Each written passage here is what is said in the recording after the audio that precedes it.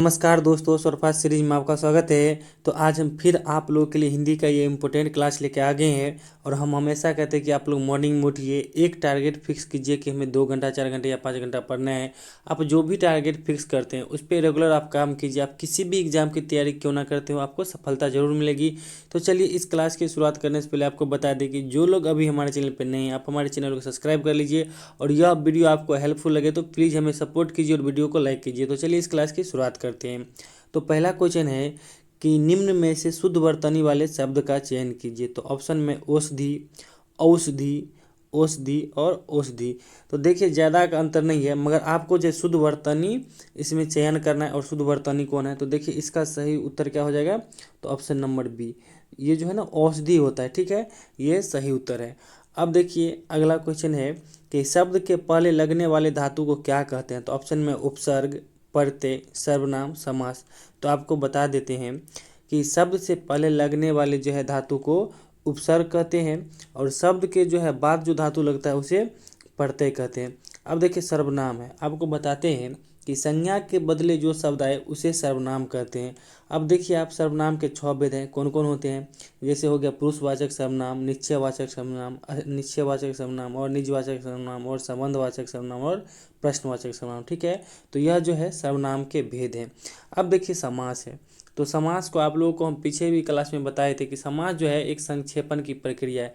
जैसे मान लीजिए कोई एक वाक्य है, 9 ग्रहों का समाहार, तो इसको छोटा करके आप क्या लिखिएगा कि नवग्रह। या आप मान लीजिए पंचमुख, यानी जो है 5 मुखों वाला, इसको जो जैसे शब्द है 5 मुखों वाला, तो उसको आप छोटा कर देते हैं पंचमुख। तो क्या करते हैं, बड़ा को जो है छोटा कर देते हैं, यानी जो है संक्षेप कर देते हैं। ठीक है, अब चलिए अगला क्वेश्चन देखते हैं। अगला क्वेश्चन है कि हिंदी में वचन कितने प्रकार के होते हैं। तो ऑप्शन में 1 प्रकार, 2 प्रकार, 3 प्रकार, 4 प्रकार। तो देखिए हिंदी में जो है वचन होते हैं 2 प्रकार के। कौन कौन, एक वचन और बहुवचन। तो अब आप कहिए कि सर ये द्विवचन कहाँ गया, तो आपको सभी बताते हैं।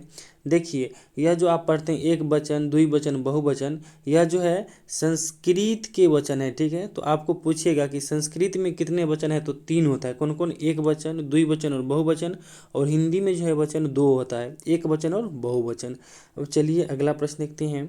अगला प्रश्न है कि निम्न में कौन भाषा के लिखने का ढंग है। तो ऑप्शन में व्याकरण, लिपि, वाक्य, शब्द। तो देखिए भाषा के लिखने का ढंग होता है लिपि। आप कोई भी भाषा लिखते हैं तो वो जो है लिपि में लिखते हैं। जैसे देवनागरी लिपि हो गया, रोमन लिपि हो गया, गुरुमुखी लिपि हो गया, यह सब जो है लिपि है। जो भी आप लिखते हैं वो आप किसी न किसी लिपि में लिखते हैं। जैसे आप मान लीजिए हिंदी में लिखते हैं, हम लोग जैसे मान लीजिए यहाँ लिखते हैं, जैसे बिहार के जो बच्चे हैं लिखते हैं क्या हिंदी में, तो वह जो है देवनागरी लिपि हो गया। ठीक है, अब देखिए सभी ऑप्शन को भी देख लेते हैं। यह है व्याकरण। अब आपको बताते हैं कि हिंदी व्याकरण का रचनाकार कौन है, तो कामता प्रसाद गुरु है। और संस्कृत व्याकरण का रचनाकार कौन है, तो पाणिनि है। और कहीं कहीं आपको अष्टाध्यायी मिलेगा, तो जैसा ऑप्शन में आएगा वैसा आप मारिएगा। ठीक है, अब देखिए आपको बताते हैं, यहाँ है वाक्य। तो देखिए भाषा की सबसे बड़ी इकाई जो होता है वाक्य होता है। आगे है डी में शब्द। तो देखिए मौखिक भाषा की जो है आधारभूत इकाई शब्द को कहते हैं। ठीक है, अब चलिए अगला क्वेश्चन देखते हैं। अगला क्वेश्चन है कि निम्न में कौन द्रव्यवाचक संज्ञा नहीं है। तो ऑप्शन में लोहा, तेल, दूध, घड़ी। तो इसका सही उत्तर क्या हो जाएगा, घड़ी। क्योंकि घड़ी, देखिए घड़ी जो है जातिवाचक संज्ञा है। अब आपको बताते हैं कि देखिए द्रव्यवाचक संज्ञा का परिभाषा सुने होंगे, पढ़े भी होंगे, क्योंकि देखिए आप लोग जो है बीएड करने के लिए जा रहे हैं। यानी द्रव्यवाचक संज्ञा का परिभाषा होता है कि जिसे आप तोल सके, नाप सके। ठीक है, जो लिक्विड फॉर्म में हो वह जो है द्रव्यवाचक संज्ञा कहलाता है। अब जैसे था ना यहाँ की लोहा भी जो है ये देखिए धातु है, तो देखिए धातु भी को आप गला के जो लिक्विड फॉर्म में कर सकते हैं।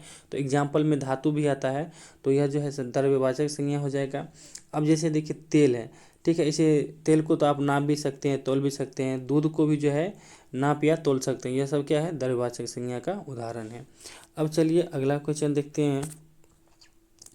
अगला क्वेश्चन है कि कल वह विद्यालय जाएगा, इस वाक्य में सर्वनाम कौन है। तो ऑप्शन में कल, वह, विद्यालय और डी में है जाएगा।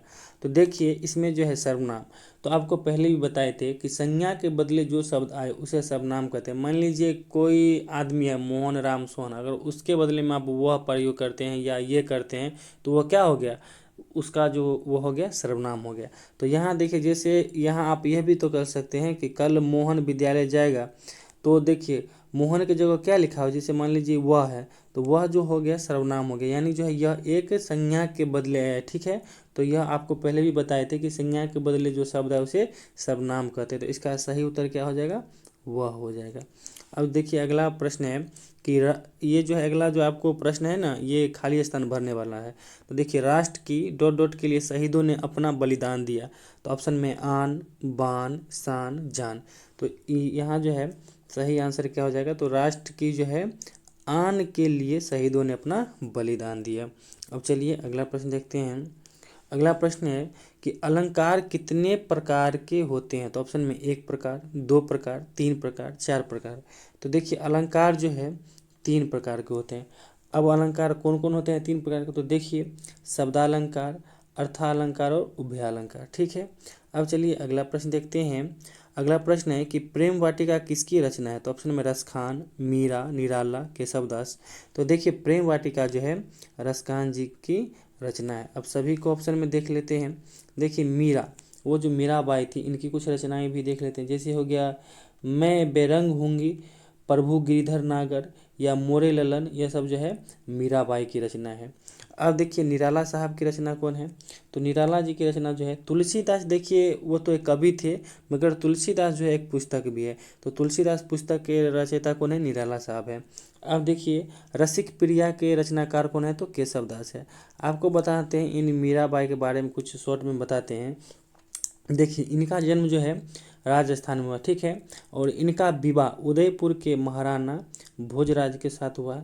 और वैवाहिक संबंध कुछ दिन बीतने के बाद जो है इनके पति भोजराज की मृत्यु हो जाती है। ठीक है, और उसके बाद जो है यह मीराबाई कृष्ण भक्ति में लग जाती है। और यह कभी कभी जैसे कृष्ण की मूर्ति के आगे कभी मंदिर में जाकर वो नाचती गाती थी। इससे जो है राज परिवार को बड़ा खराब लगता था, शर्म लगता था। तो वो क्या कि परिवार वाले जो है इनको जहर देकर जो है मारना चाहिए, बार बार जहर दिए। इससे तंग आकर, परेशान आकर जो है मीराबाई द्वारका और वृंदावन चली गई। ठीक है, तो यही थी मीराबाई की कहानी। यह बहुत जहाँ जहाँ देखिए कृष्ण का नाम आएगा वहाँ जो है मीरा का भी नाम आएगा। ठीक है, यह अटूट प्रेम की थी मीराबाई। ठीक है ना। अब चलिए अगला क्वेश्चन देखते हैं। अगला क्वेश्चन है कि सूरदास वस्तुतः किसके अमर कवि थे। तो ऑप्शन में अवधी, हिंदी, उर्दू, पंजाबी। यहाँ कहने का मतलब है कि सूरदास जो है किस भाषा के कवि थे। तो ऑप्शन में जैसे थे अवधी, हिंदी, उर्दू, पंजाबी। तो इसका सही उत्तर क्या हो जाएगा, तो सूरदास जो है हिंदी के अमर कवि थे। तो आप लोग जो है कमेंट में बताइएगा अवधी कवि कोई 1-2 नाम बताइएगा। ठीक है, अवधी में कौन कवि थे और आप लोग जानते भी हैं, और बिहार बीएड में से क्वेश्चन भी आता है। तो आप लोग कमेंट में बताइएगा, चाहे आप नेट से लीजिए, जहाँ से भी खोजिए। इससे आप लोग को भी प्रैक्टिस होगा और बताइएगा। और देखिए आप लोग को यह वीडियो अच्छा लगा हो, जितना लोग देखते हैं प्लीज़ वीडियो को लाइक कीजिए, हमें सपोर्ट कीजिए। क्योंकि अभी बिहार बीएड 2022 वाले बच्चे नहीं हैं, बस आप 150 बच्चे के लिए हम वीडियो बनाते हैं, इतना मेहनत करते हैं। तो आप जो ही बच्चे हैं प्लीज़ हमें सपोर्ट कीजिए। तो चलिए thank you, all the best, हमारे साथ बने रहिए। Thank you.